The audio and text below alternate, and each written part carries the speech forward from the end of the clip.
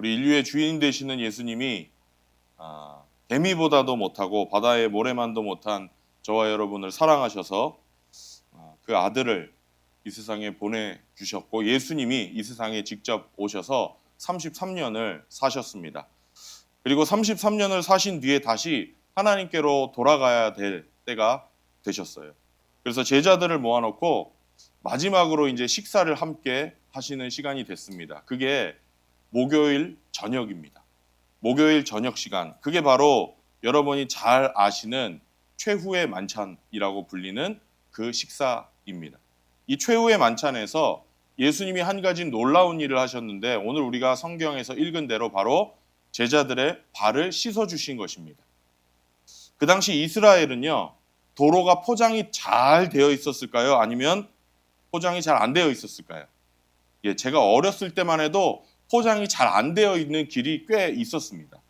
2000년 전이었으니 포장이 되어 있을 리가 없었겠죠. 이스라엘 사람들은 주로 샌들을 신고 다녔는데요. 이 샌들을 신고 하루 종일 포장이 안 된 길을 돌아다니다가 집에 오면 발이 흙과 먼지로 아주 더러워졌어요. 발이 꼬질꼬질해졌고 때가 발가락 사이까지 다 꼈다고 합니다. 얼마나 더러워졌겠습니까? 그래서 웬만큼 사는 집에는 발 씻을 물을 항아리에 담아서 집 문 앞에다가 두었다고 합니다. 하인이 수건을 들고 기다렸다가 주인이 집에 들어오거나 혹은 손님이 집에 올 때 발을 씻어주는 게 그 당시의 문화였습니다. 누가 씻어준다고요? 하인이 씻어주는 겁니다. 발 씻는 일은요, 너무나도 그 당시에도 천한 일이라고 생각했기 때문에 종 중에서도 가장 낮은 종이 하는 일이었습니다. 그 집에서 제일 낮은 종, 심지어 종 중에서 같은 유대인인데 먹고 살기가 힘들어서, 우리 조선시대에도 그런 사람들이 있었잖아요. 먹고 사는 게 어려워서 남의 집 더부살이를 하는 사람들 있잖아요. 같은 유대인인데 그렇게 남의 집 더부살이를 하면서 종으로 사는 사람들, 이 사람들에게는 신분이 낮아도 같은 유대인이라는 이유로 남의 집 상전의 발을 닦아주지 못하게 되어 있었습니다. 그 당시에 스승과 제자 사이가 아주 엄격했기 때문에 제자들이 스승을 섬길 때는 종처럼 섬기는 경우가 많았습니다. 아니, 당연하게 받아들이는 문화였어요. 그렇다고 해도 제자들에게 발 씻기는 일을 시키면 안 된다라는 생각을 유대인들 모두 다 가지고 있었습니다. 아무리 종들이 스승님을 상전으로 대한다고 해도, 주인으로 대한다고 해도 뭐만큼은 할 수 없다? 발 씻는 일만큼은 할 수 없다는 생각을 다 가지고 있었던 겁니다. 이렇게 남의 발을 씻어주는 일은 그 당시에도 굉장히 천한 일로 여겨지는 일이었습니다. 예수님의 제자들에게 종이 있었을까요? 예수님의 제자가 몇 명이죠?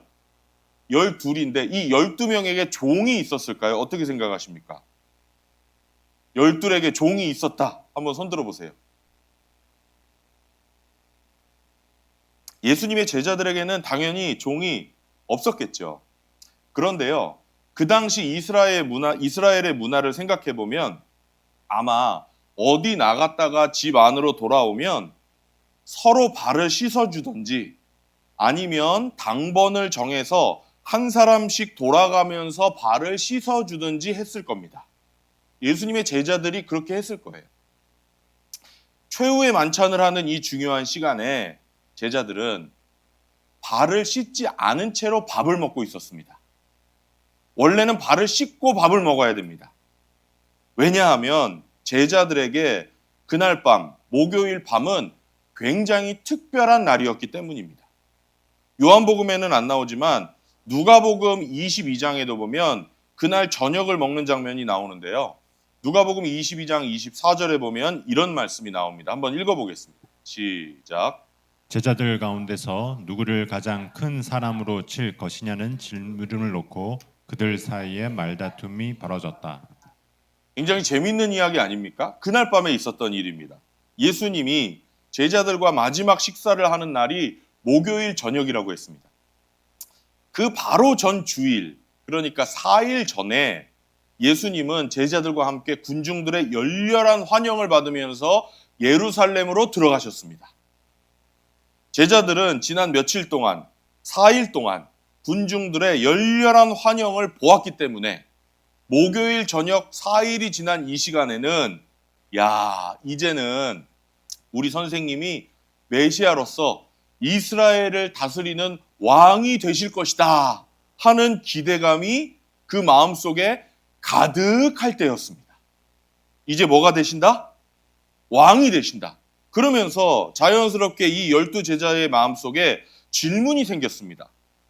우리 선생님이, 우리 예수님이 왕이 되시면 나는 어떤 자리를 차지해야 될까? 나는 어떤 자리를 차지해야 될까? 당연하지 않겠습니까? 지금 몇 년 동안 따라다녔어요. 3년이 넘게 따라다녔거든요. 지금으로 치면 이거 우리 12인데 우리 중에 행안부 장관은 누가 하고 국방부 장관은 누가 하고 국무총리는 누가 해야 될까?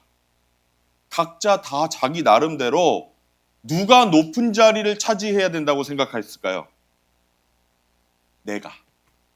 다 12이 똑같이 각자 다 내가 높은 자리를 차지해야 된다 이렇게 생각하고 있으니까 뭐가 벌어졌어요? 우리가 금방 읽었죠? 말다툼이 벌어진 겁니다. 이런 분위기에서 여러분이 그 자리에 있는 제자라고 생각해 보세요.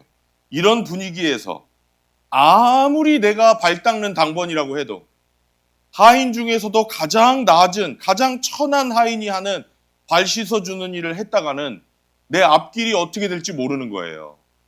지금 상황에서 이거는 자존심이 허락하지 않는 일인 겁니다. 내가 오늘 발을 씻었다가 며칠 있다 예수님이 왕이 되시면 이놈들이 너는 계속 발이나 씻어라 이렇게 얘기하면 어떡하지? 내가 한직으로 쫓겨나면 어떡하지?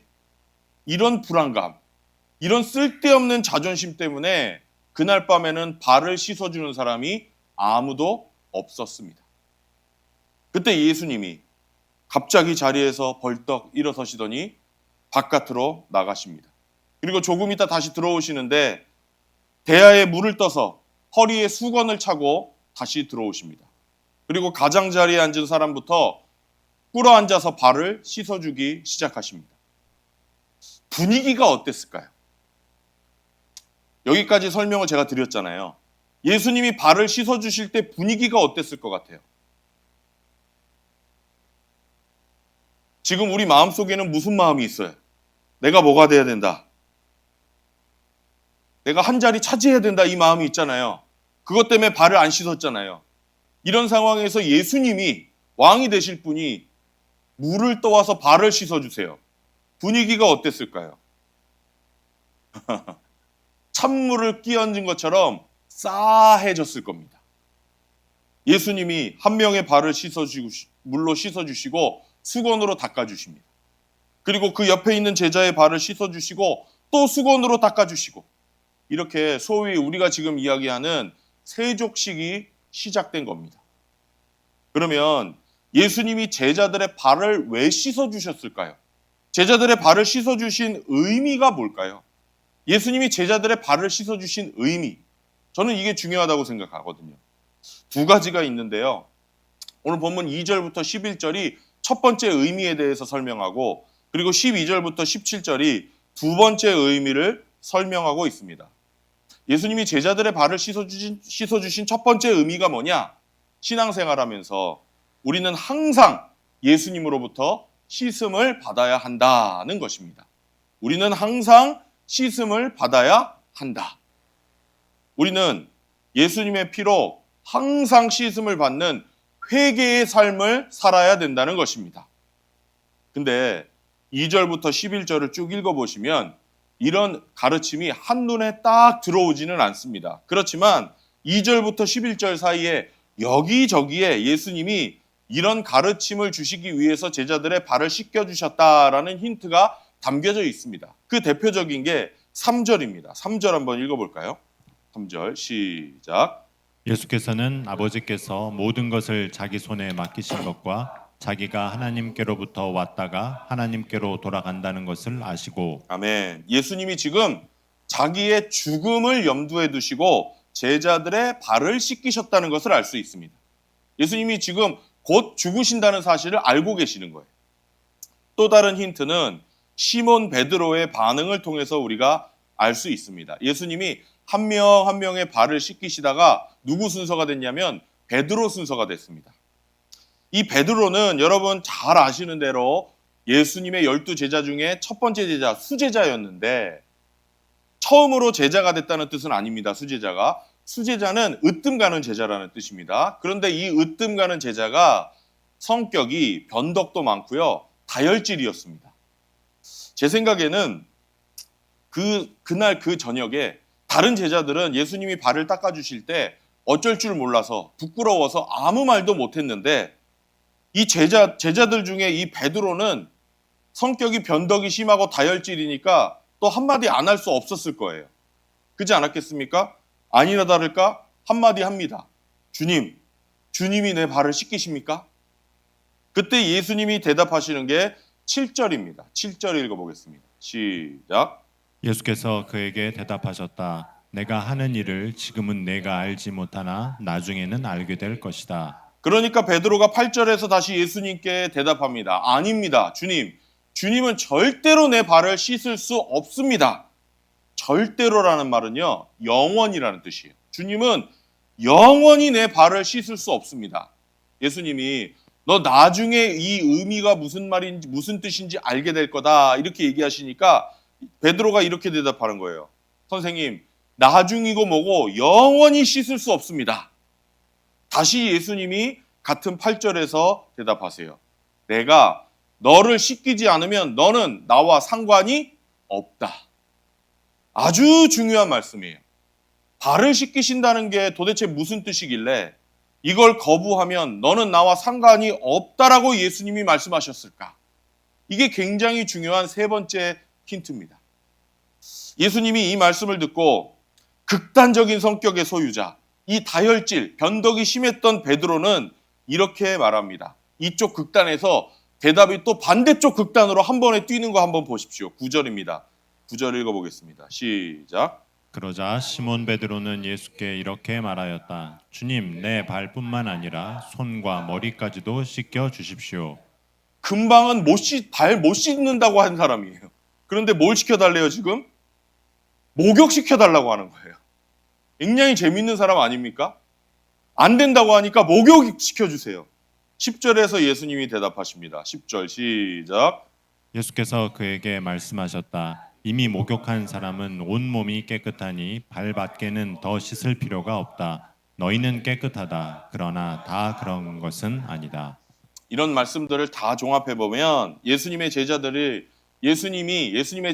발을 씻음으로써 보여주시려고 하는 것은 예수님 자신이 제자들을 대신해서 죽는다는 대속의 죽음, 그리고 우리가 매일 그 피로 씻음을 받으면서 살아야 한다라는 회개의 삶에 대해서 예수님이 말씀을 하고 계신 것입니다.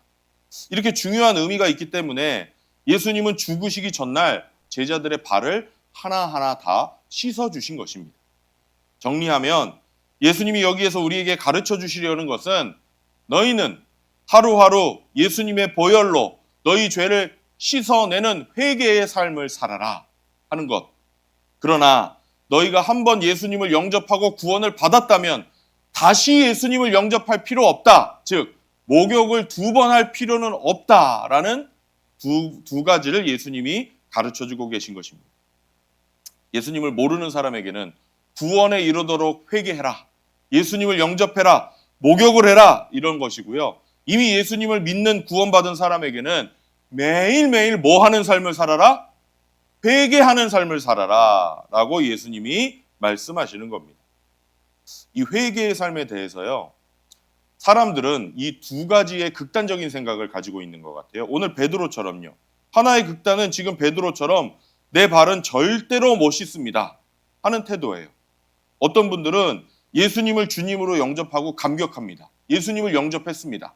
그런데 하나님의 자녀가 되었기 때문에 더 이상은 회개의 삶을 살 필요가 없다고 생각하는 사람들이 있습니다. 물론 가끔 마음속에 후회가 없는 거 아닙니다. 마음속에 가끔 후회를 합니다. 그래서 가끔 이렇게 추상적인 회개 기도를 합니다. 하나님, 내가 알고 지은 죄 모르고 지은 죄 다 싹 다 싸잡아서 용서해 주십시오. 그런데 구체적으로 자기 자신을 하나님의 말씀에 비춰서 아픈 마음으로 하나님 말씀을 보니까 제가 이런 말씀을 어겼습니다. 하나님 앞에 죄를 지었습니다. 이런 회개가 없습니다. 그냥 쭉 살아가다가 가끔 싸잡아서 다 용서해 주십시오.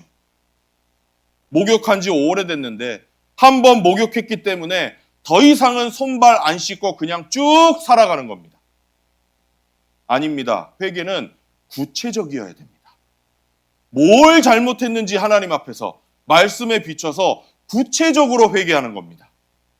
또 반대쪽 극단이 있습니다. 그게 뭐냐면 손과 머리까지 다 씻어주십시오. 또 씻어주십시오 말하는 베드로 같은 태도입니다. 분명히 예수님 영접하고 구원받았습니다. 그런데 내가 죄를 짓고 나면 내가 구원받은 거를 잃어버린 것 같은 느낌이 듭니다. 그렇지 않아요? 내가 죄 짓고 나면 내가 구원받은 거를 취소될 것 같은 두려움이 들어요. 그래서 기회 있을 때마다 뭘 하느냐? 또 예수님을 영접합니다. 아닙니다. 우리는 사는 동안 딱 한 번만 예수님을 영접합니다. 그것으로 우리는 하나님의 자녀가 되는 겁니다. 딱 한 번 예수님을 영접함으로 우리는 의롭다 하는 칭의를 받는 겁니다. 우리는 그것으로 모든 죄를 용서받고 살아가는 것입니다. 그 이후에 하는 실수, 그 이후에 짓는 죄는요, 우리가 손발을 씻듯이 회개하는, 손발을 씻는 그런 삶을 살아가기만 하면 되는 것입니다. 예수님이 우리에게 이걸 가르쳐 주시려고 너희는 항상 나의 피로 하루하루 죄를 씻어가는 회개의 삶을 살라고 가르쳐 주시는 것입니다. 도대체 여러분, 교회 가면 왜 이렇게 회개 얘기를 많이 합니까? 그런 생각 해보신 적 있으십니까? 왜 교회 가면 죄인이니까 회개하세요, 회개하세요 이런 얘기 많이 하는지? 왜 우리는 매일매일 회개하는 삶을 살아야 됩니까? 이거 회개라는 게 신약 시대에 우리에게 강제로 지키라고 새롭게 주신 율법입니까? 저는 아니라고 생각합니다. 우리 예수 믿는 사람이 회개의 삶을 살아야 되는 이유는 우리가 예수님과의 깊은 관계 속에 머물러 있기 위해서입니다. 예수님과의 깊은 뭐 속에? 관계 속에 머물러 있기 위해서. 예수님 영접하고 나면요, 우리 삶에서 변화가 있습니다. 아주 작은 변화라도 변화가 있어요.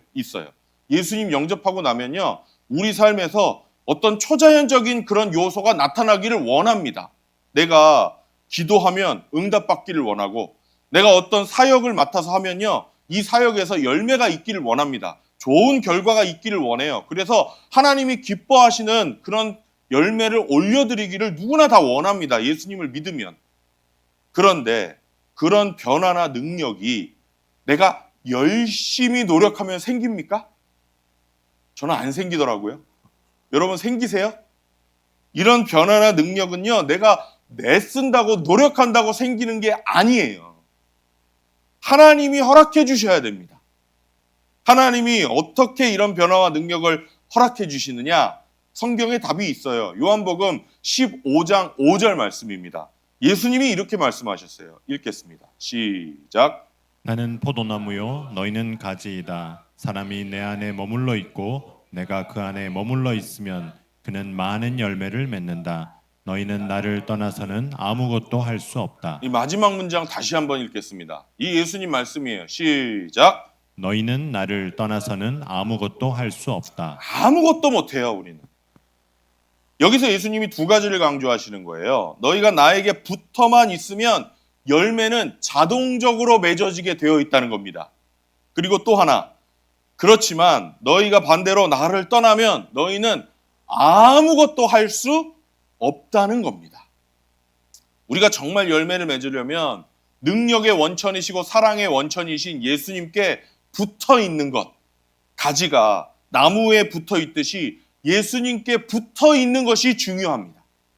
근데 죄라는 게요, 우리가 죄를 짓는 삶을 살면요, 항상 예수님과 나의 관계에 쐐기를 박습니다. 쐐기 아십니까, 여러분?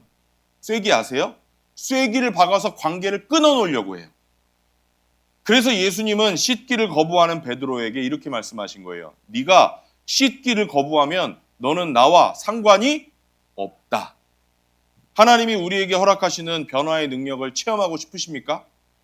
우리 삶에서 초자연적인 요소를 체험하면서 살아가고 싶으십니까? 하나님과 나 사이를 가로막고 있는 죄, 항상 예수님의 보혈로 씻어내는 삶을 살아야 됩니다. 그래서 항상 예수님과의 깊은 관계 속에 머물러야 합니다. 내 힘으로 되는 게 아닙니다. 그래야 우리 삶을 통해서 자연적으로 열매가 맺어질 수 있는 것입니다. 이것 때문에 예수님은 항상 우리에게 회개하는 삶을 살라고 말씀하시는 거예요. 내 힘으로 열매 한번 맺어보자. 내 힘으로 변화 한번 돼보자. 여러분 아무리 해보십시오. 제가 장담하는데 절대로 안 될 겁니다. 절대로 못 하실 겁니다. 제가 장담합니다. 왜 안 됩니까? 우리 안에는 그럴 능력이 없기 때문입니다. 인간에게는 그런 능력이 없어요. 아무도 그런 능력이 없어요. 우리가 해야 하는 것, 또 유일하게 할 수 있는 것이 하나 있는데 그게 뭐냐? 예수님께 붙어 있으려고 노력하는 겁니다. 예수님과의 깊은 관계 속에 머물면서 그분과 함께 더불어서 살아가는 것. 그러기 위해서 하나님과 나 사이를 가로막는 모든 죄를 하루하루 매일 고백하면서 회개하는 삶을 살라고 예수님이 말씀하시는 겁니다. 그러면 회개가 뭡니까? 이쪽에 계신 분들에게 제가 질문해 볼게요. 회개가 뭡니까? 이쪽에 계신 분들이 고개를 다 숙이시네요. 이쪽에 계신 분들 회개가 뭡니까?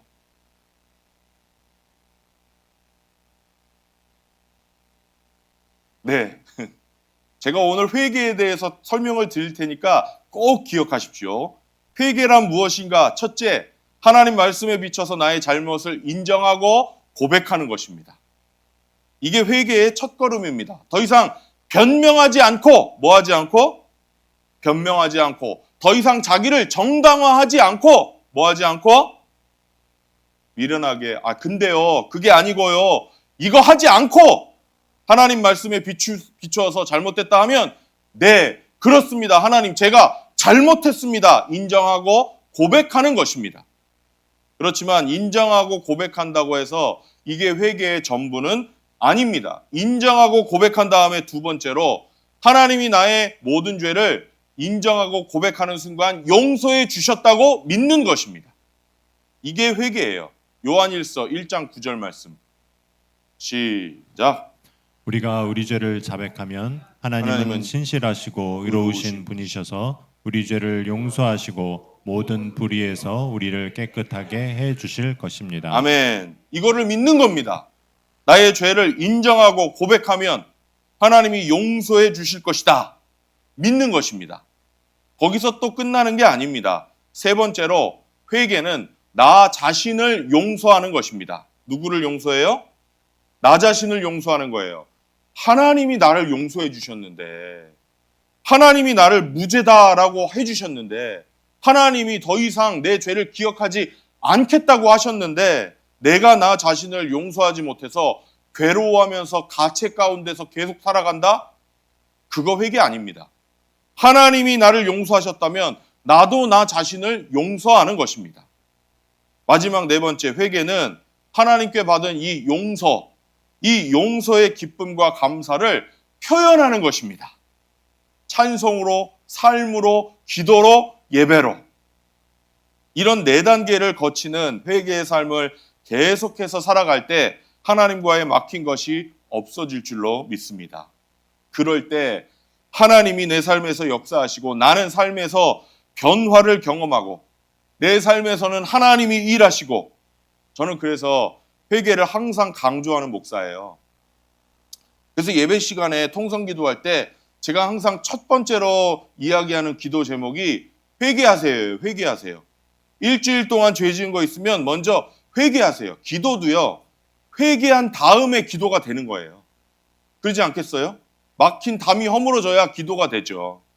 제 개인 기도할 때도 그래서 제일 많이 신경 쓰는 것 중에 하나가 회개 기도예요, 저도.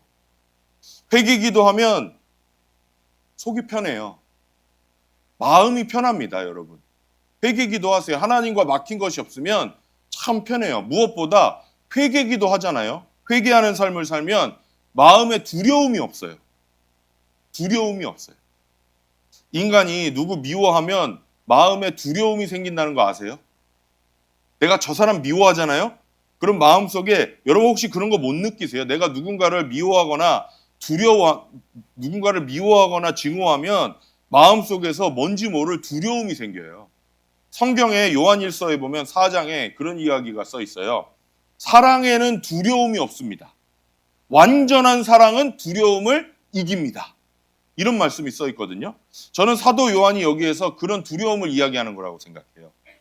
사랑에 반대되는 두려움. 근데 내가 어떤 사람에게 섭섭한 마음, 혹시라도 미워하는 마음이 있을 때 이걸 하나님께 고백하고 죄 씻음 받고 용서받은 것을 확인하고 나면 마음속에서 두려움이 사라져요. 우리 성도님들, 하나님과 막힘없이 사는 회개의 삶을 살아가시기를 바랍니다.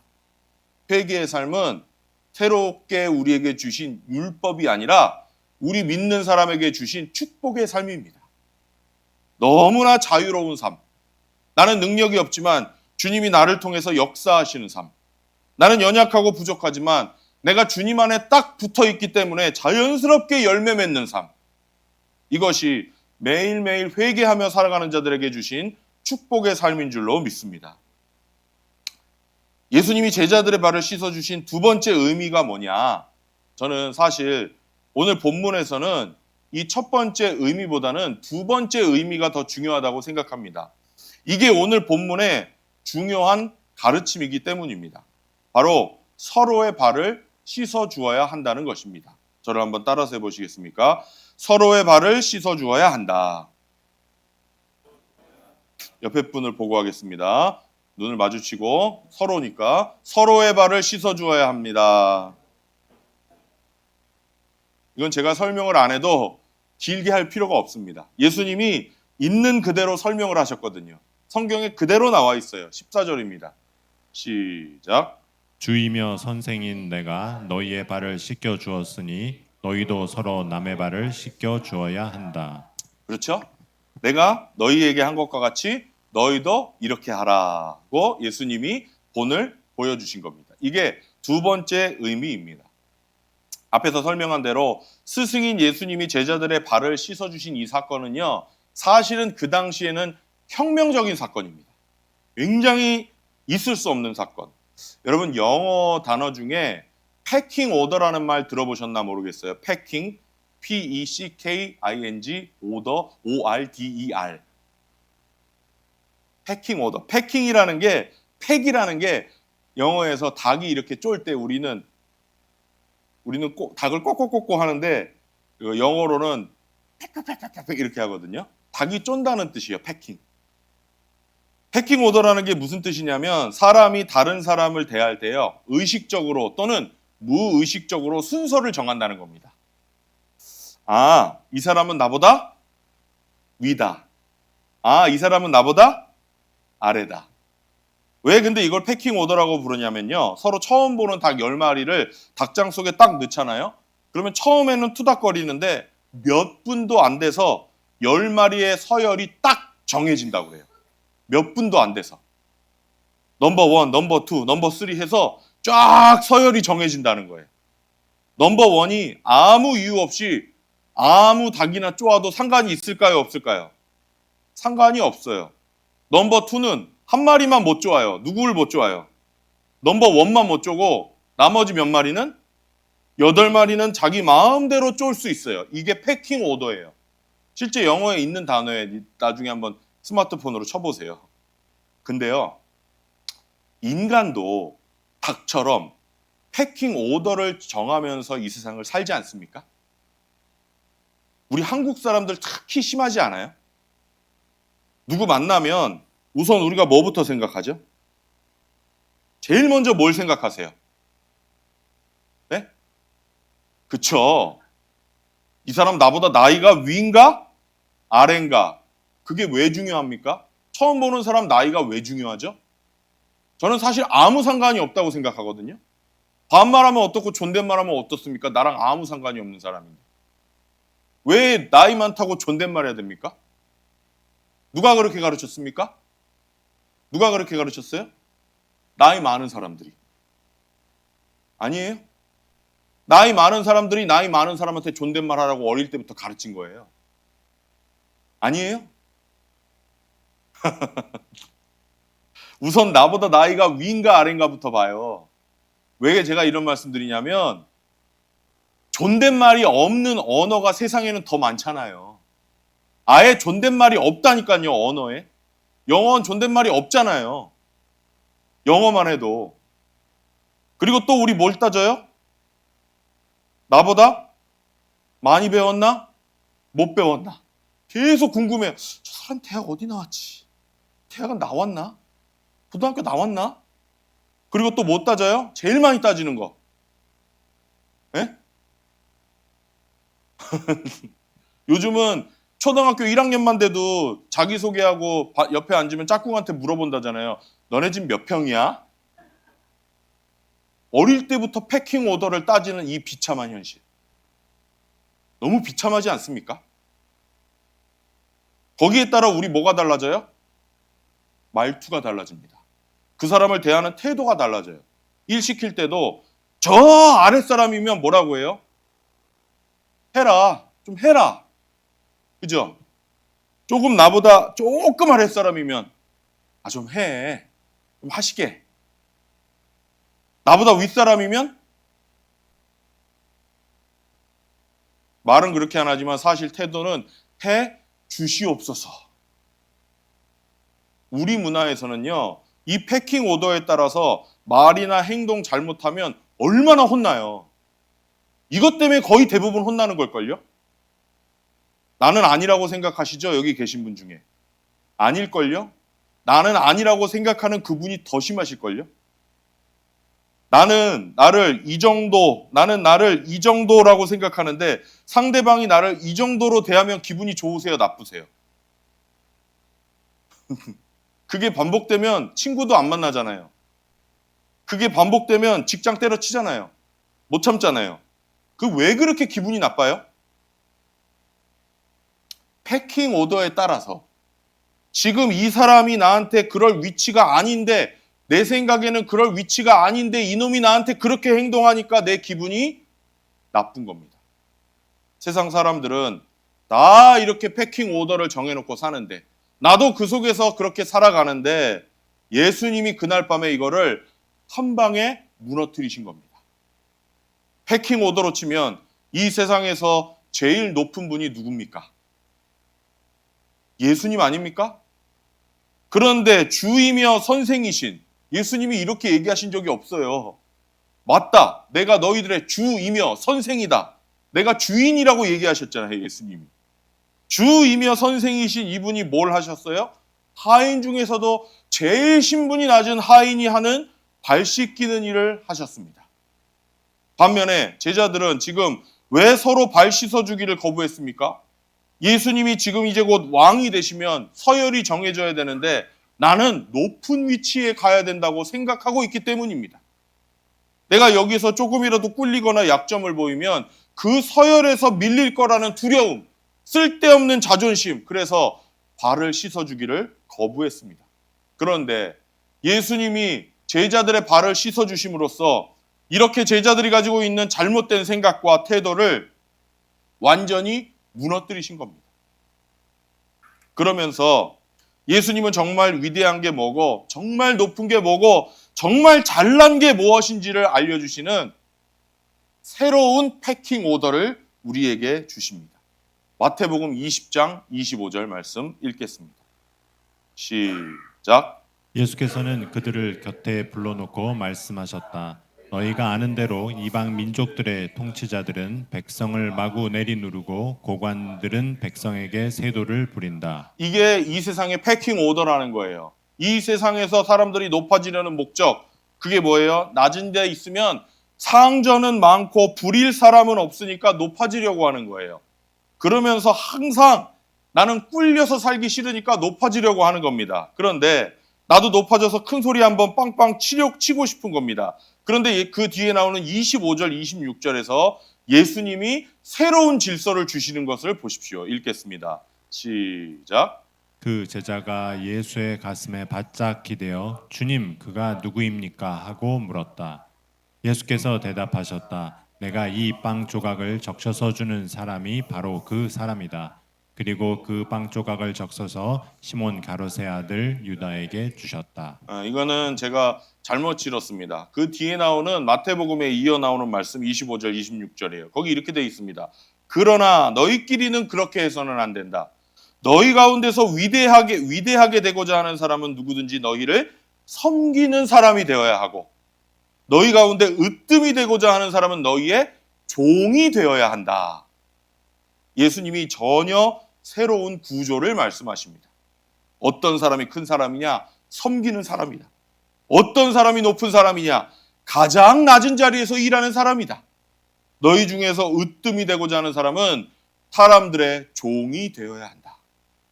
우리 주님이 어떤 사람이 위대한 사람인지 어떤 사람이 높은 사람인지 발을 씻기심으로써 제자들에게 보여주신 것입니다.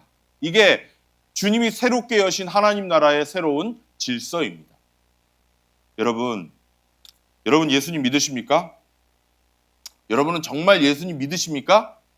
그러면 예수님을 믿으신다면 이 다음에 하나님 앞에 갔을 때 위대한 사람이라고 칭찬받고 싶으십니까?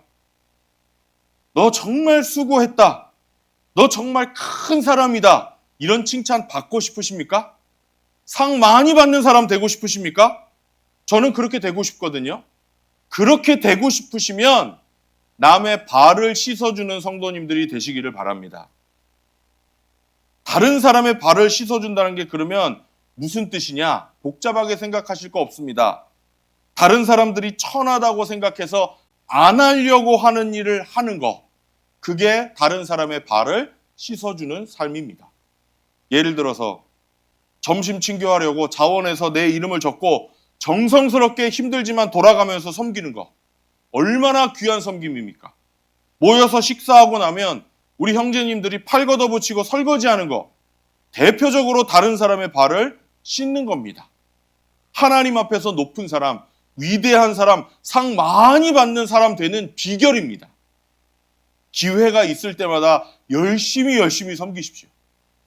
우리 다른 사람의 발을 씻어주는 사람이 되기를 원합니다.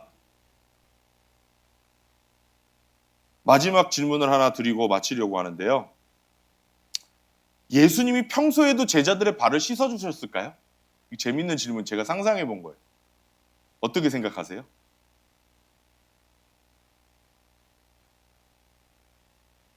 어떠셨을 것 같아요?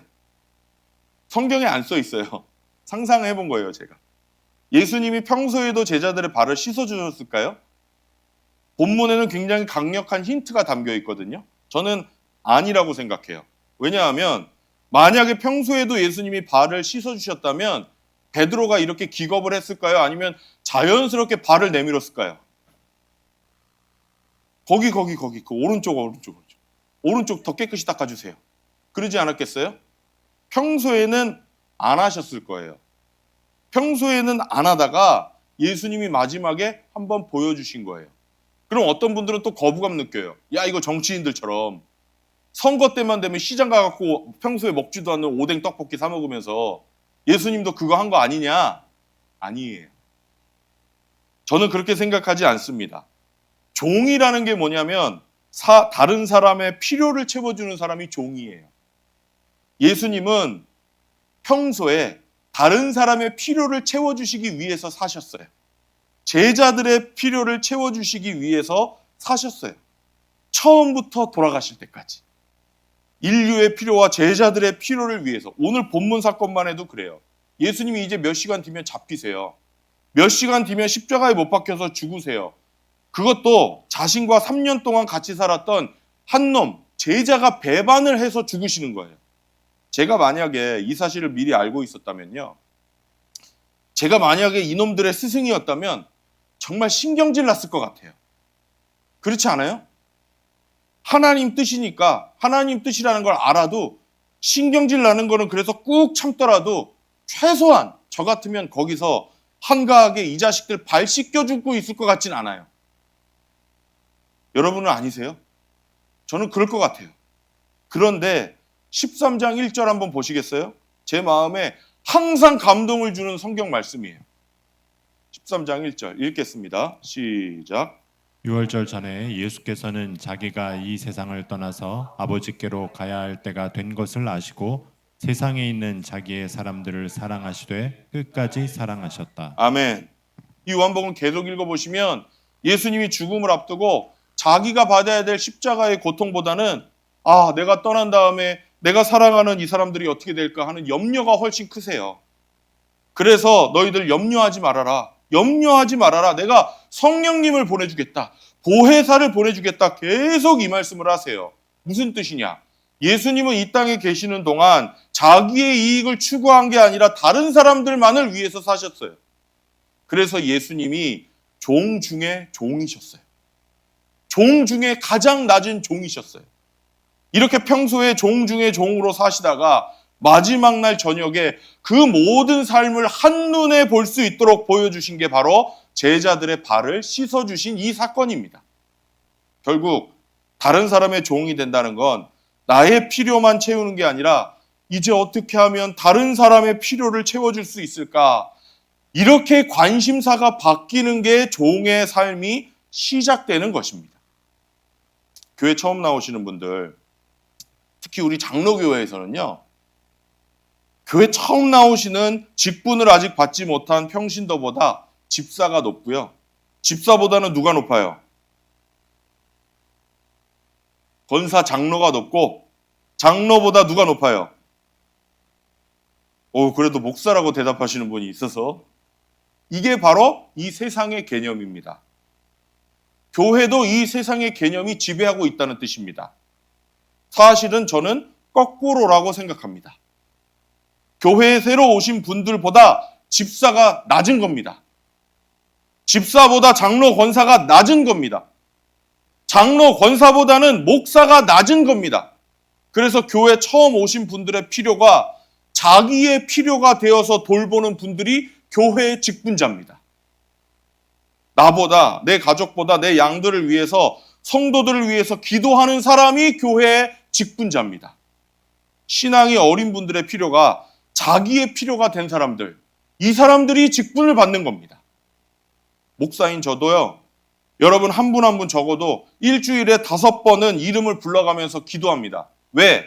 여러분의 필요를 채우기 위해서 제가 목사가 되었다, 하나님께 부름 받았다고 믿기 때문입니다.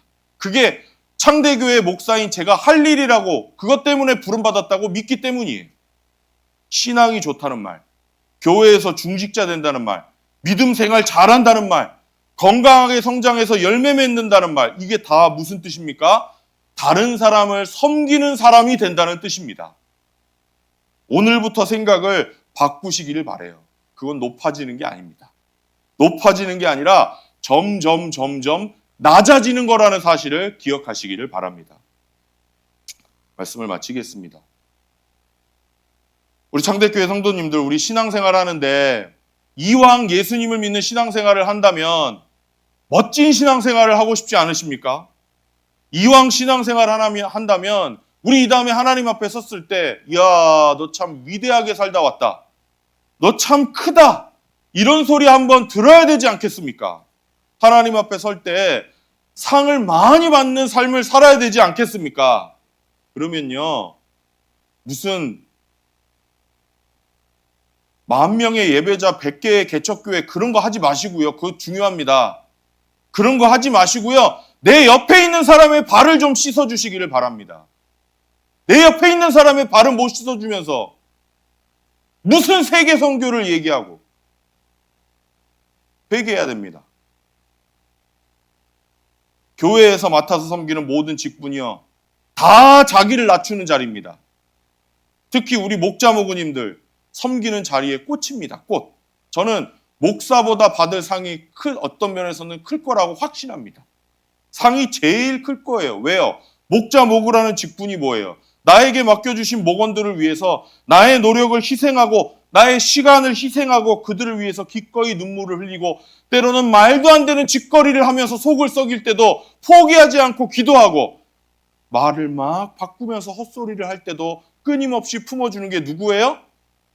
목자님과 모구님들이에요. 그걸 아셔야 돼요.